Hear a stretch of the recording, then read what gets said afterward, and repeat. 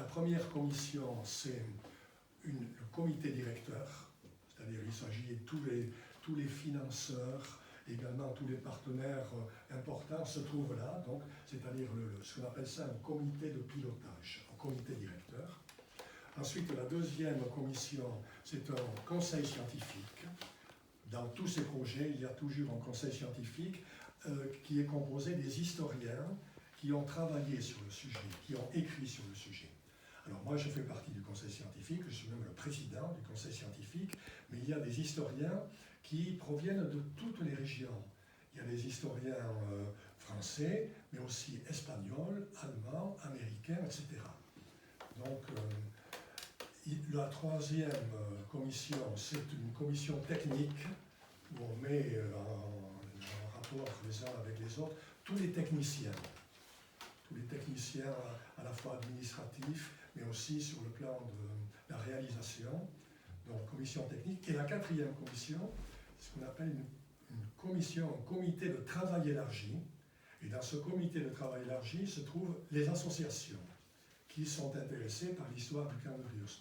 Par exemple, l'amicale du camp de Gurs, dont on a déjà parlé. Mais d'autres associations, des associations de mémoire. Il y en a une qui est très connue à Oloron, qui s'appelle Terre de mémoire, et des associations de résistance, donc des associations. Donc vous avez ces 4 commissions, et c'est eux qui sont en charge du projet.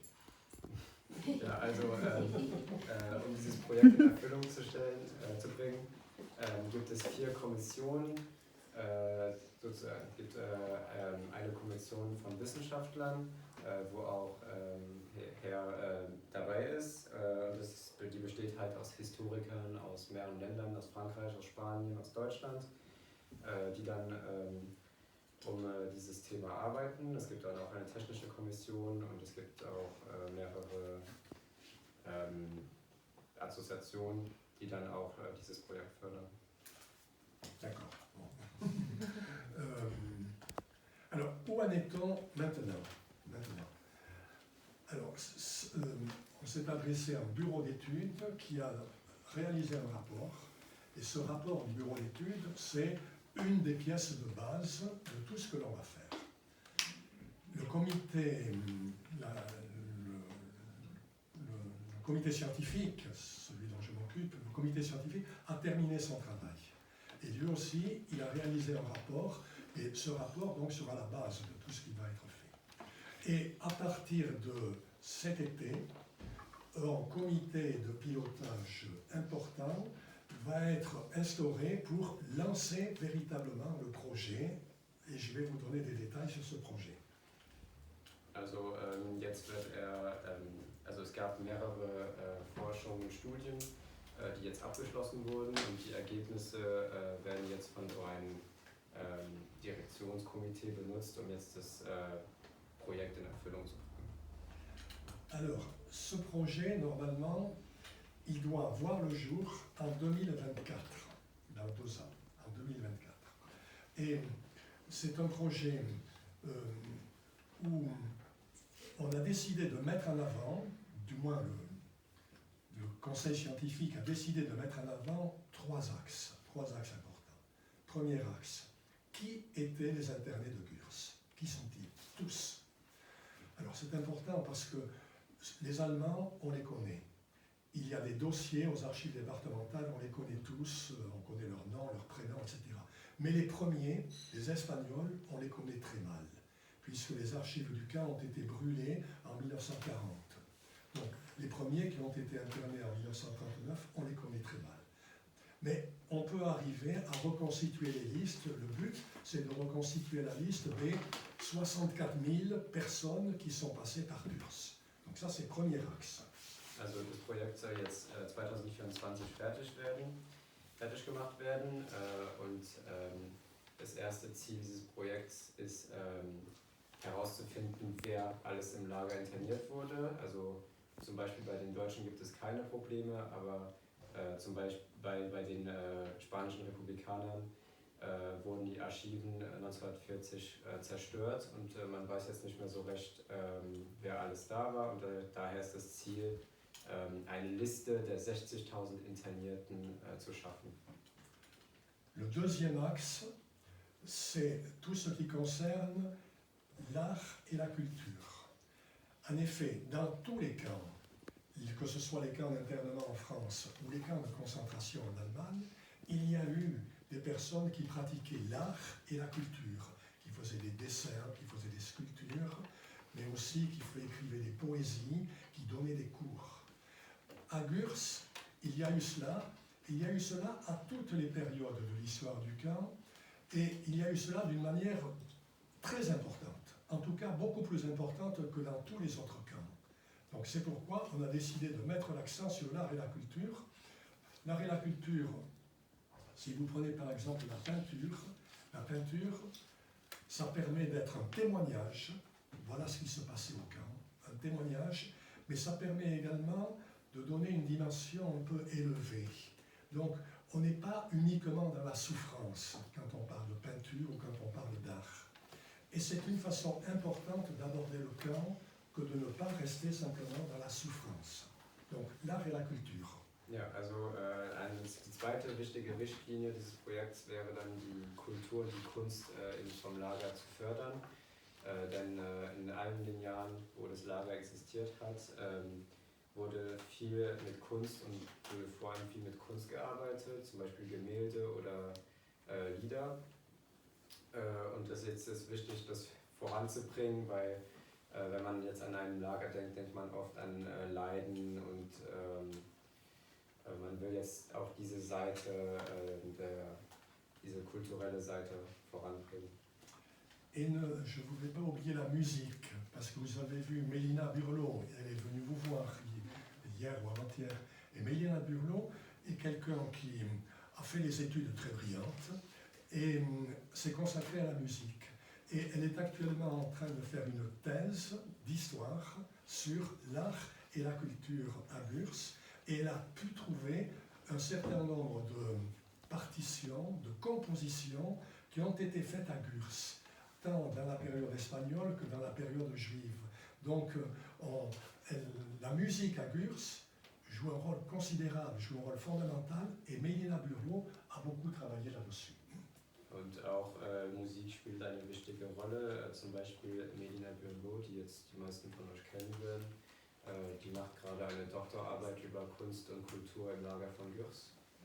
Und sie hat aus der Periode vom Lager mehrere Kompositionen wiedergefunden und sie versucht jetzt heute sie auch wieder am Leben zu bringen und sie mit dem Rest der Welt zu teilen. La troisième direction, c'est tout ce qui concerne l'apprentissage de la citoyenneté. Donc l'apprentissage, c'est-à-dire pourquoi est-on arrivé à quelque chose d'aussi monstrueux que Gurs? Pourquoi? Parce qu'un certain nombre de principes, de valeurs n'ont pas été respectés. Les valeurs de droit de l'homme, les valeurs de respect de l'homme, les valeurs de vivre ensemble, accepter les différences, ces valeurs-là n'ont pas été acceptées. Eh bien, la troisième direction consiste à réfléchir là-dessus pour montrer qu'il y a un certain nombre de leçons à retirer de Gurs. Quelles sont ces leçons? Qu'est-ce qu'on peut en dire pour aujourd'hui? Et si vous voulez, cette troisième direction, le grand avantage, c'est qu'elle parle de Gurs, mais en essayant de le recentrer sur aujourd'hui. Und jetzt die dritte Richtlinie wäre, von den Fehlern, die gemacht wurden, zu lernen. Von den Fehlern, wieso es überhaupt zum Bau solcher Lager gab, dass zum Beispiel die Unterschiede zwischen den Kulturen und den Völkern nicht respektiert wurden. Und es ist jetzt wichtig, heute davon zu lernen und das auch in den Vordergrund zu bringen. Cette dernière direction, elle est assez originale parce qu'on ne la trouve pas dans les autres musées, les autres lieux de mémoire. On ne la trouve pas, par exemple, à Paris, au mémorial de la Shoah. On la trouve simplement dans un camp qui est très connu, qui s'appelle le camp des Mines, près de Marseille. Et donc, et là où on parle aussi d'apprentissage à la citoyenneté, d'apprentissage au respect de l'autre, disons. Donc, si vous voulez, dans ce projet, comprenez bien qu'il y a deux choses un peu originales, c'est l'art et la culture et l'éducation à la citoyenneté et aux valeurs républicaines. Ja, also und das ist auch sehr besonders für dieses Lager, denn zum Beispiel solch ein Lernen und dieses Lernen von der Bürgerschaft, das gibt es jetzt zum Beispiel in Paris nicht. Im Memorial de la Shoah, das gibt es nur in einem anderen Lager in der Nähe von Marseille. Und daher sind diese zwei Richtlinien von der Kunst und der Kultur und dann auch das Lernen aus den Fehlern, die gemacht wurden, sehr original bei diesem Projekt. Le but final, c'est d'arriver à construire quelque chose qui soit aussi un lieu de mémoire et un lieu de réflexion. Un lieu de mémoire où on parle de l'histoire, où on parle du passé, de ces gens qui ont souffert, mais aussi un lieu de réflexion. Et comprenez bien que nous sortons d'une élection présidentielle. Et à cette élection présidentielle, il y a eu deux candidats d'extrême droite qui, à eux deux, ont eu des résultats considérables. Plus du tiers des voix de l'ensemble des suffrages exprimés. Or, ce que l'on considère à Gurs, ce que l'on veut éviter à Gurs, c'est cela. C'est que l'extrême droite prenne de plus en plus de place, en France, comme en Allemagne, comme en Espagne, comme ailleurs. Et pour cela, il faut lutter. Et la meilleure façon de lutter, c'est de faire réfléchir sur ces valeurs de la République. Ja, und das Ziel, letztendlich das Ziel dieses Projekts ist dann, Gurs erstens ein Erinnerungsort zu machen, aber dann auch ein Ort, der einem zum Nachdenken bringt. Und das ist sehr wichtig für sie, weil gerade die Präsidentschaftswahlen das gezeigt haben. Mehr als 1/3 der Wähler haben für rechtsextreme Kandidaten gewählt. Und das will man ja natürlich verhindern, dass die zu viel Macht gewinnen, auch nicht nur in Frankreich, aber auch in Deutschland und im Rest Europas. Voilà, donc l'enjeu est considérable.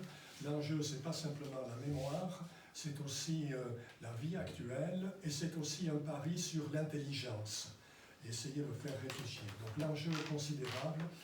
Normalement, ce projet doit arriver à son terme, disons à la fin de l'année 2024. Les bâtiments devraient être sortis de terre et Gurs devrait être un lieu important sur le plan de la mémoire et sur le plan de l'histoire et même peut-être aussi sur le plan du tourisme historique. Ja, also dieses Ort ist dann von großer Bedeutung und soll dann auch als ein Erinnerungsort, ein touristischer Ort und ein Ort des Nachdenkens werden. Und das wird dann halt 2024 hoffentlich fertiggestellt. Alors vous avez en Allemagne, vous avez un certain nombre de lieux de mémoire qui sont extraordinaires. Le musée juif de Berlin, ce qu'il y a à Nuremberg, tout ça. Donc vous avez des choses qui sont extraordinaires et on veut s'inspirer de cela aussi. Donc je crois que l'expérience que vous avez en Allemagne est une expérience qui nous intéresse au premier plan et on va essayer de faire quelque chose qui soit digne du sujet que l'on veut traiter. Und ja, ihr kennt es wahrscheinlich, die Erinnerungsorte in Deutschland, also die Gedenkstätte und Museen. Aus denen will man sich für das Projekt in Gurs inspirieren lassen und dann auch versuchen, das so zu verwirklichen, wie es in Deutschland gemacht wird.